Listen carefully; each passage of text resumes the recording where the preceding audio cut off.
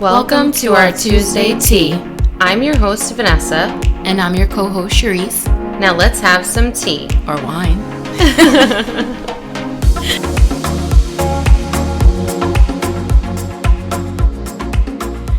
Big ass cups.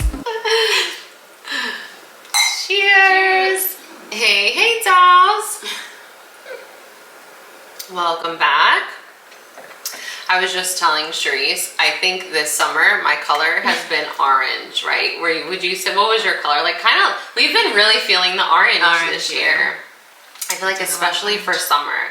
I love this shirt. I got this from the clothes rack. But you know what she does? Like their store, the clothes rack, they get a lot of stuff from like ASOS. It's all brand name, different brands. Okay. Kind of like at Urban Outfitters where they carry different brands. That's what she does, which is pretty cool. So. And it's weird because I never really cared for the color orange.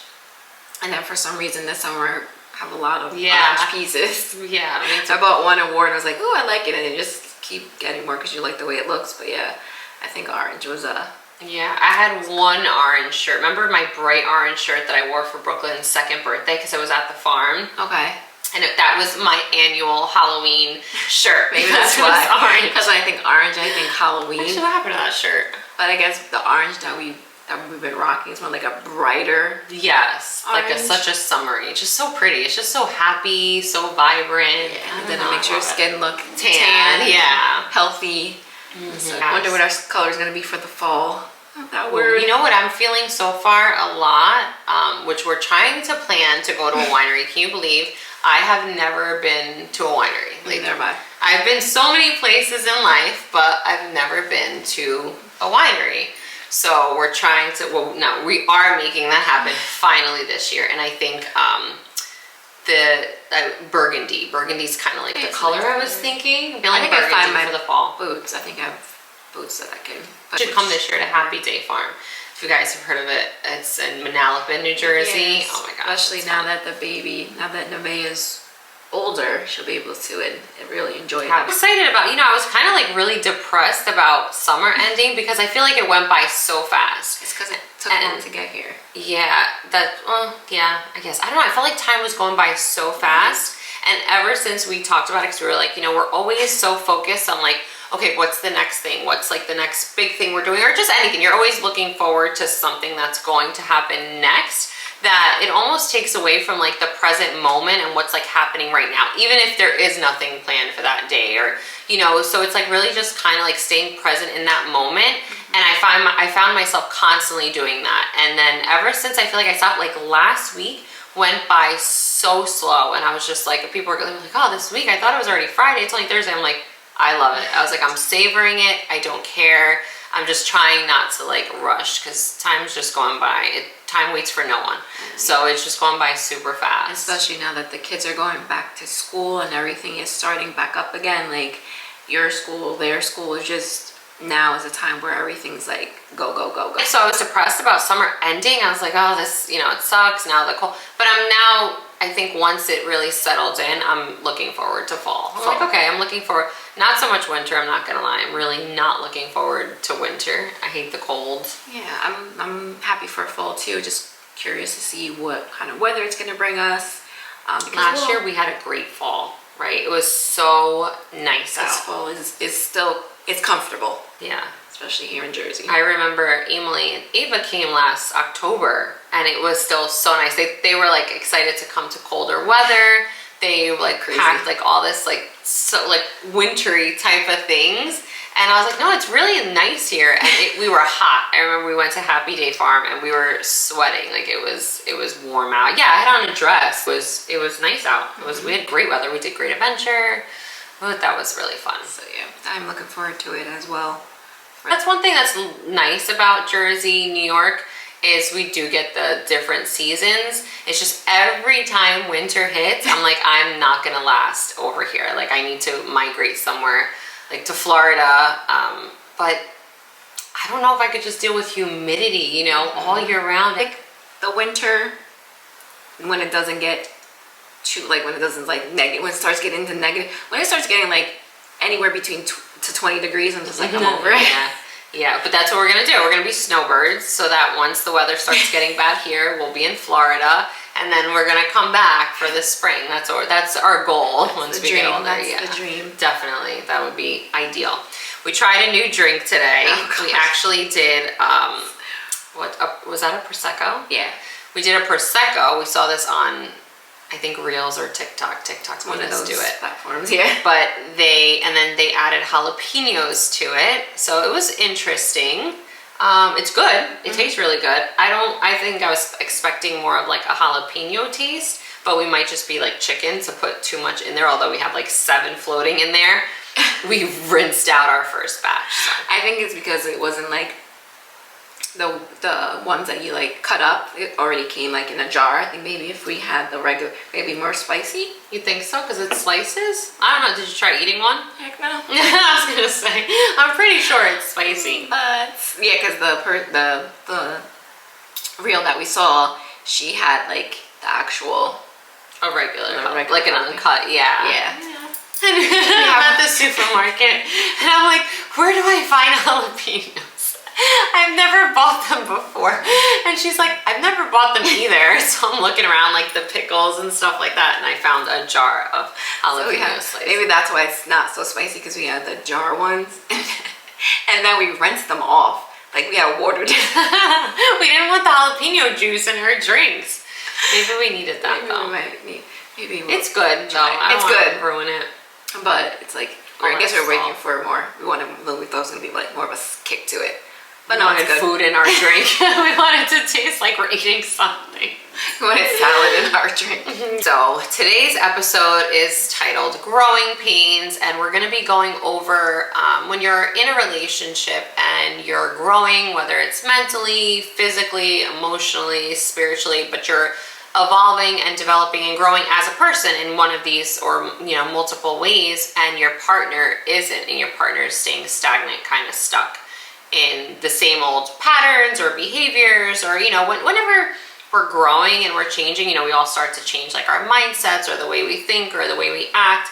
And sometimes I think it's harder when you're trying to make those changes, or you are taking action and doing that, and then your partner isn't.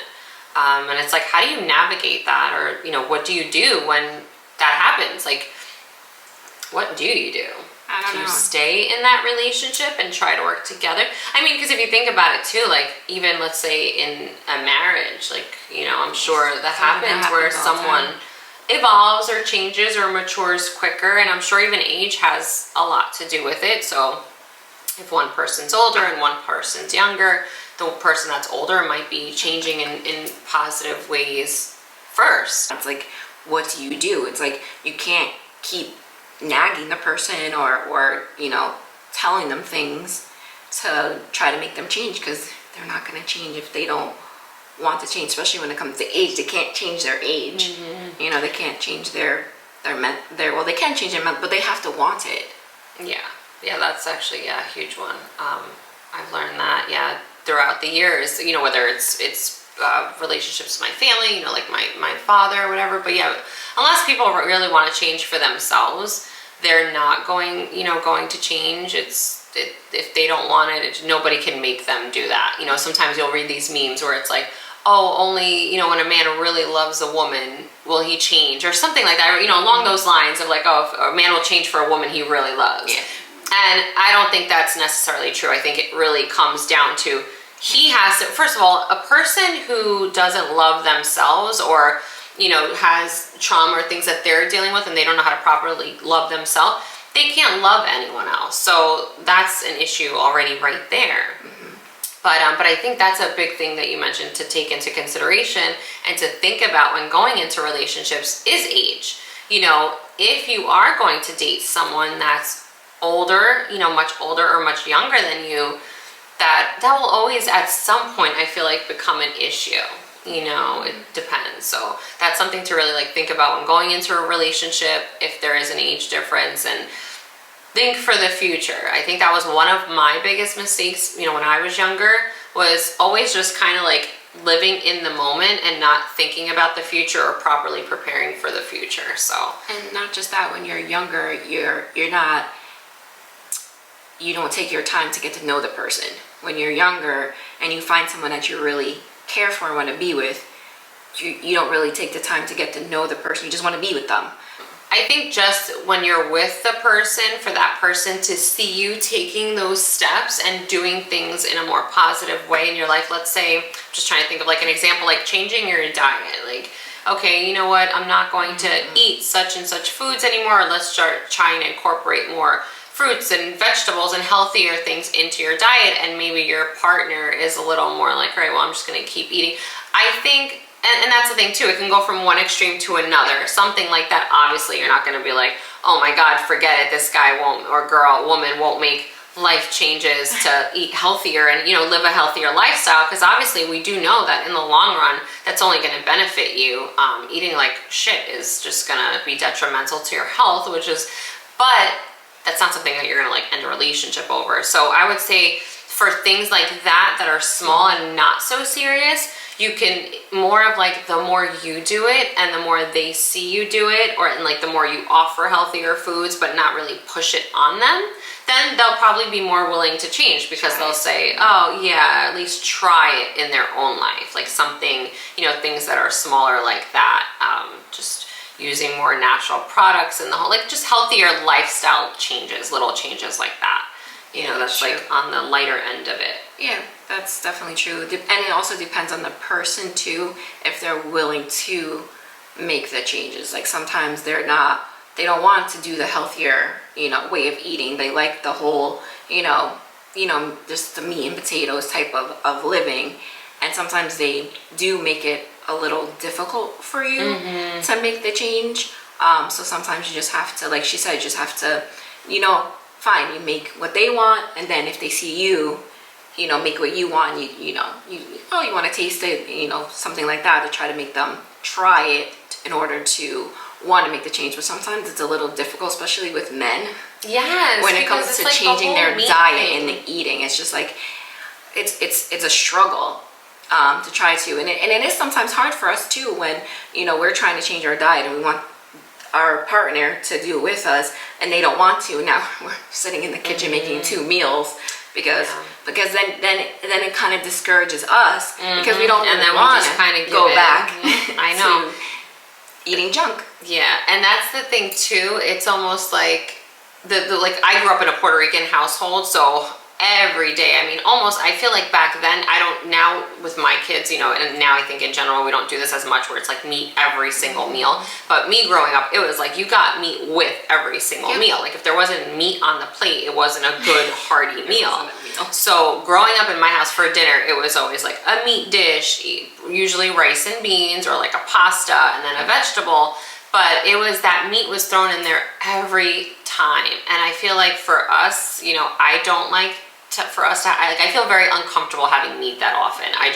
For me personally, I just don't think it's good. I don't think it's good to be shoving meat down my kids' throat. And I just like, for dinners, you don't have to have meat all the time. It's not good. And it's discouraging. It's so hard. It is. Because we're the ones that are most likely trying to make those positive changes. And we're the ones left to do the cooking. So same thing with me, because I grew up in a black household. So it was always, you know, Southern cooking. And even at my household, same. There was always a meat, there was always a starch, there's always a vegetable, and sometimes with my grandparents, there was always bread.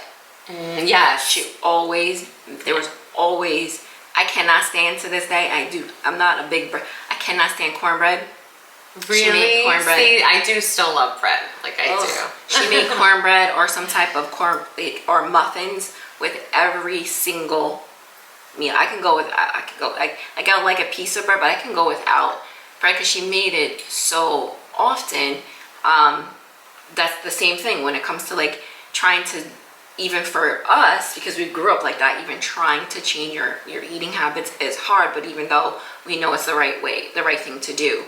And for me, I stopped eating pork, because that was another thing that we grew up with in my household too. She barely eats any beef, and she does not eat any pork. Oh my God. And I think the one day you and I were talking about it, Isaiah sends me this video of like this Puerto Rican like making pernil, and oh my gosh. She said to me, I was like, oh, it looks so, oh my God, girl, I told Isaiah, I was like, I need to save that one, because I need to see stuff like that. But for me, it's like just that once in a while, I can't give it it up completely. Yeah. But I don't definitely like something like that's like a holiday thing, like around the holidays, not something that. My mom makes a big spiral ham. I don't eat it for the holidays. Even now, when I came in, she was making food for the kids, and I was even smelling it. I don't want to. How long have you not eaten pork for? Oh my god. It has to be like, I don't know, it's longer. 4 years, 5 years. Really? Because I was in a relationship, and then And did they eat pork? Yeah. Oh, they did. So like, would you cook it for them? He or would no? get it. They're from somewhere else, like Okay. from work or from other family members. But no, I even stopped cooking it in the house. I think just sticking to it and doing it for yourself, even though everyone else isn't willing to do that same thing, then just do it and try to stick to it. Show them the benefits. Yeah. Like, So as you're doing it, let them, show them that you're doing it, and then they'll probably be like, they want to try it too. So because remember too, when we went out with our friend, the one that is vegan, we went out to dinner with her. Her skin, I remember at the table like pointing out, because I felt so bad. We're sitting there ordering and we didn't realize there really wasn't much that she could eat there. And we were saying how her eyes, like the whites of her eyes, and I mean ours are pretty white. I wouldn't say we have like, but hers are so clear and vibrant. Like you could see in her skin, and that like it does. It definitely makes a difference when you're a vegan. However, and I don't know, just saying this up front because I'm not a doctor, I have nothing to do with anything when it comes to a doctor. Just going through our own things, which we're going to actually talk about this in October's Breast Cancer Awareness Month. So we are going to go into talking about that and just making sure that women really take initiative on getting those mammos and getting checked. They were saying how like there's I think like 6 big contributing factors to breast cancer, and one of them is estrogen. Like a lot of the IDC breast cancer is caused by high estrogen levels. So now once I read that prompted me to look into because they were saying that some vitamins and stuff can cause high estrogen. So we are big on supplements. We take a lot of vitamins. So as soon as I read that, I panicked and I started researching and saying like what causes higher estrogen levels. I wanted to make sure that anything that we were taking wouldn't cause anything like that. And one of the biggest things, none of our vitamins were on there. So anything that we've ever talked about was not on there. So that's good. But one of the things that I did read that elevates your estrogen, besides being like younger, is soy. Oh, okay. And a lot of vegans, all their stuff has soy and the reason I winded up like digging into that is because this one family that I follow, they're vegan and she has breast cancer. So they kind of went through this whole journey, but a lot of them, and then this other one, she's a wife of a doctor. So they're very healthy. They're very vegan. They're very active. They exercise. And they were like, I don't understand. Like, how would this happen to someone like me? I do all this. But when you're a vegan, you are consuming a lot of like soy products and stuff. So that's something to just, I guess, keep in the back of your mind and be careful of. Which you would never think, because you would think that would be the more healthier way of living. That's why I'm like, you know what? Like, you're damned if you do and you're damned if you don't. You just, it's like, you know what I think it is? I mean, I don't know, but extreme. You can't be too extreme to one thing or the other. You have to just, everything in moderation. Don't overdo anything. Don't abuse anything. Just moderation, I guess. And I feel like nowadays all of our food, I love how this is like turning into like a health episode, but that's us. We go down a rabbit hole of like a topic, especially if it's like interesting to us. It's, it's very easy for that to happen. But you just have to kind of like, I don't know. I feel like everything is bad for you. It's like if you're not growing it yourself and you're not putting pesticides on it, everything is dangerous for you. So it's like, it's scary. I mean, it's nerve-wracking, especially because cancer and so many things are so prominent now around us. And I think for me too, I know quite a few people that are going through, that battle. So it's concerning. But the beauty of it is that it is 2022, and for anyone to be going through something like that, I think now is, the best time, because there is so much, you hear so much, you hear so many, everything like that. Yeah, and there's even like new things coming out. I know a lot of people have like tried new clinical medications for it and have been able to beat it and stuff. So that's reassuring. There's so much more information and knowledge on it. So So just praying for everyone that is going through that, or knows someone that is going through it. We feel for you guys, and we have to just all be very proactive on taking care of ourselves. I know it's funny because we get so, fear paralyzes us, right? Like it stops us. Like your initial, you freeze. Like that's just, so even for us as women or as men who have to get, as we know, like prostate exams or colon, that's a big thing now for everyone. We kind of put it off because we don't want to hear anything bad, which just makes things worse. Yeah, because it's a time sensitive issue. So just take an initiative and doing what you have to do. Get those mammograms, get anything done that you have to, because the earlier it's done and not put off, then the better the outcome is. So yeah, and that's a learned behavior when you don't go to the doctors. Because I know, unfortunately, my sister was one of the ones that, she did go through cancer, but she did beat it. But my mom would never go to the doctor. Like my mom, it's just not something that was just in her, because my grandparents didn't either until you're like sick or you had to go to the doctor or something wrong. But my family didn't go to the doctor. I didn't start until I had Jad, so I had my daughter. I was like, all right, because that's something that you have to do. Before that, see, I was a hypochondriac. So like something that until I became a parent, and I was like, all right, this is the right thing that I have to do for my child. And not until then is when I started to be like, all right, I gotta take care of myself. And then my sister, she got sick, and then my mom with health issues too.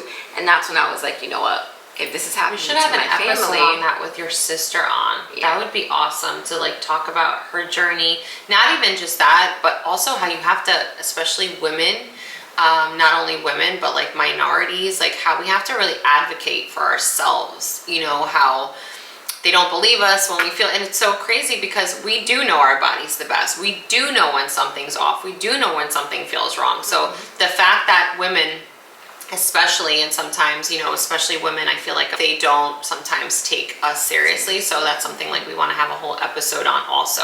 And I think that would be really cool to have her on for that episode. She did go through a lot, and she's been in remission for a very long time. But yeah, it's like you definitely do need to be, especially not to sound like, but women, we go through a lot. You definitely have to stay on top of your health. It's very, very important, because anything, it just sneaks up out of anywhere. I know. But anyway, so back on topic. Well, we'll try to. That's like the meme with the guy where it's like trying to, the FBI case. But so I think, and then you have the extreme of where. So started off with something small. And I would say that usually the extreme is when you're growing financially. Oh, that's a good one. You know what? That didn't even come to mind for me. I was thinking more of like mentally, like, how you're, sometimes in a relationship, not growing up to do, you still have maturing to do. And when one person, mentally becomes more mature, emotionally more stable, and your partner isn't. But financially is a good one, because I didn't even think of that. And that's like the, that's a tough one, yeah. Big breaker in a lot of relationships, when someone is growing financially faster than the other one, or when you were there for the person when they didn't have anything financially and you held it down, and now they're the ones that are, the bigger, financial, the bread maker now. So I think that is a very difficult one. It's like, what do you do? Like, when you see that happening, how do you have that conversation? Like, see, I would say if you're really with a partner that you're supposed to be with, and it's a good, healthy relationship, that other person, whether, one's growing quicker than the other, or one's like you said, like taking off financially, they're going to be in your corner. They're going to be cheering you on like a cheerleader, Yeah, they're for you. And I think if your partner has like jealousy towards that, or gets upset or envious, I think that right there is kind of like showing you that that's not where you're meant to be. Because I feel like even with friendships too, how like when you're younger, like you'll get jealous of your friends, but as you mature, because you almost build like this family dynamic amongst your friends, or at least I would hope so, you want to see them win. Like, you are who you surround yourself with. So it's like, why would you want someone to, like your partner especially, why would you want them to, you know, why would you prey on their downfall or you know, get enjoyment or any kind of joy out of that? But that goes back to maturity. Exactly. So if the person that you're with isn't mature enough to be happy for you, it's not going to work. Or it could be even on the other hand, where the person in the relationship is the breadwinner or is now making, you know, better off financially. Now they're controlling. Yeah. Now they're, you know, dismissive or degrading you. Like it's very hard when it comes to like financial too, if that person is not the person that you're supposed to be with or for you. Yeah, you know what too, and I'm trying to think about how I should say this. I feel like too, a lot of women sometimes get stuck in relationships because they gave up their career, they gave up their life to become your wife and stay home and take care of your children. You know, I know people personally that are going through this or have gone through this. And then if things don't work out, because the husband or the wife, because whoever it is, it could be either or, takes advantage of that financial power and does what they want, treats their spouse like crap, and then that person can't do shit about it because they don't have anything for themselves. That's theirs. So that to me is like extremely frightening, I think, because I've always been so very independent. I'm a very independent person. So I would never, you know, and then when my daughter was younger, I was able to just stay home for a certain amount of time before like working from home and, you know, life was very easy. But then it came to a point where it's like, I never want to go through that to where my life will depend on the person I'm with, like where I have to go to you. So that's one thing where I think I will always want to be like financially independent on my own, because it's just, that's not a good feeling, you know. And but like you said before, if the person is the right person for you and they are the one making the money, they're not going to want you to lose your independence. They're not going to want you to fully depend on them. They're going to want to either show you, you know, your potential or other things that you can do to be financially independent and stable for yourself, so that way you can grow together. That's like being in a relationship. I feel like with growing, you need, if you set goals together, and then, you know, it'll work for the both of you. So like I said, if it's the right type of person and they're financially stable, they're going to want you to be financially stable too. They're not going to want to see you struggle or have any type of envy or jealousy towards them. Yeah, they should be rooting you on. Like, it should be a team, you know, like you can conquer the world together. So I think that should be like a big sign, like a big red flag. If that, obviously that's something good too to keep in mind, because if it is that way, you know, don't waste your time. Well, hopefully it shows up early enough for you not to waste your time. Sometimes it doesn't happen like that. It doesn't show up all the time. For you to be able to know, be like, okay, let me make my exit. Unfortunately, it doesn't always happen like that. So for extremes like that, even mentally, you know, where it's like if you had to jump through hoops to mentally come to a better place, like you try to come to a place of like a better, just mentally, emotionally, I think if your partner, like to me, that's more extreme. So if your partner isn't on the same page, or even if obviously you have to really put in that work and that effort into becoming better and feeling better and doing the work, but if you don't see your partner making those steps, or at least trying to make those small steps and becoming better in whatever way they need to, then that's something where it's like, okay, you got to really sit down and have that discussion and say, maybe this just isn't working. I think we're just going in two different paths right now. And maybe your partner's journey, who's still not developing and progressing mentally, emotionally, and maturing, maybe their time, it's just not their time yet. It will come. It's just they're not ready yet, or maybe they have their own things that they have to do to get to that point or go through. So it's, you know, everyone's timeline is different.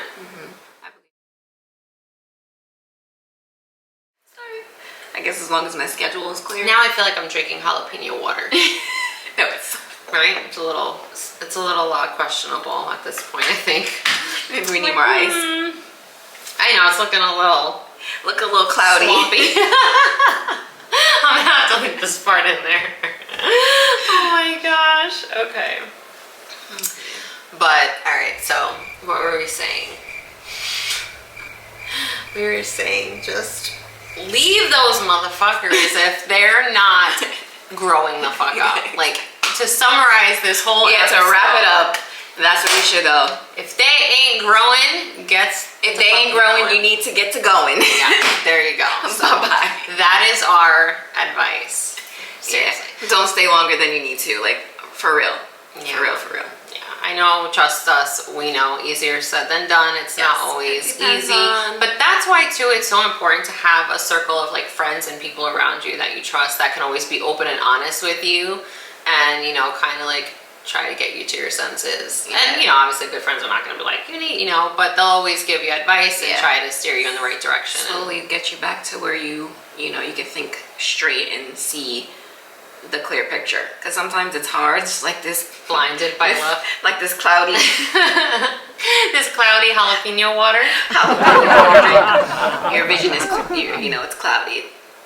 So to have a good friend in your corner to try to give you that clarity Yeah. that you need to get back to your senses is, you know, what you need. Or family, if you have a good family member as well.